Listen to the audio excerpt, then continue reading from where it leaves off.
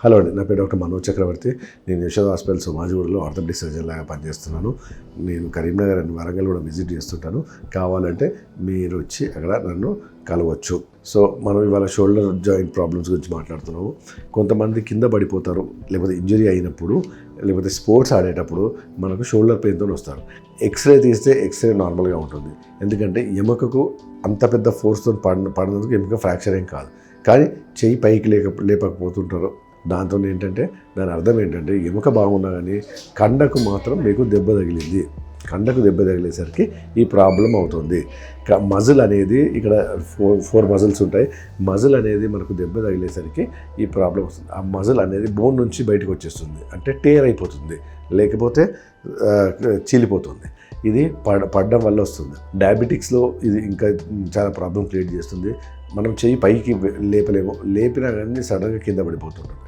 So మనం భోజనం చేసేటప్పుడు ప్రాబ్లం అవుతుంది, లేకపోతే ఇతరత మనం నిత్యావసర పనులు చేయాలంటే ప్రాబ్లం అవుతుంది. విపరీతమైన నొప్పి ఉంటుంది. ఫ్రాక్చర్ కాలేదు అయినా ఇదేంటి ప్రాబ్లం అని పేషెంట్లు చాలామంది నిరాశపడుతూ ఉంటారు. మజిల్ టేర్ అయింది కాబట్టి ప్రాబ్లం ఉంటుంది.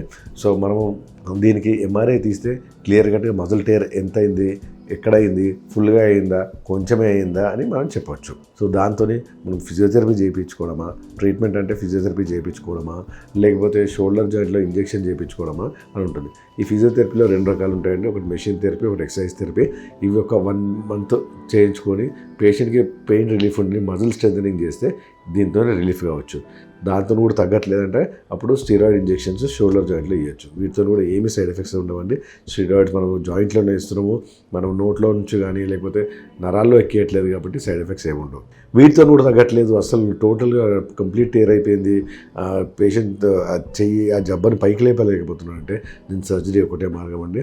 సర్జరీ ఆర్థోస్కోపీ పద్ధతిలో చేసి అంటే మైక్రోస్కోప్తో చేస్తే మనకు రిలీఫ్ ఉంటుంది. తెగిన కండను బోన్కి అటాచ్ చేయడము, లేకపోతే తెగిన కండను కుట్టేయడము ఇలాంటివి ఉంటాయి. ఇవి చేసేసి బోన్కి అటాచ్ చేసేస్తే సరిపోతుంది. తర్వాత కొన్ని రోజుల తర్వాత ఆ షోల్డర్కి రెస్ట్ ఇచ్చేసి 2-3 వారాల తర్వాత యథావిధిగా అన్ని పనులు చేసేటట్టు చేయాలి. దీంట్లో ఈ ఆపరేషన్ ఎంత ముఖ్యమో ఫిజియోథెరపీ అంతే ముఖ్యం. సర్జరీ తర్వాత ఫిజియోథెరపీ చాలా చాలా యూస్ఫుల్. గట్టిగా చేయాలి. మనము సర్జరీ చేసినా కానీ ఫిజియోథెరపీ చేయకపోతే రిజల్ట్స్ అసలు బాగుండవు. సో కంపల్సరీ ఫిజియోథెరపీ చేస్తేనే మనకు రిజల్ట్స్ ఉంటాయి. Thank you.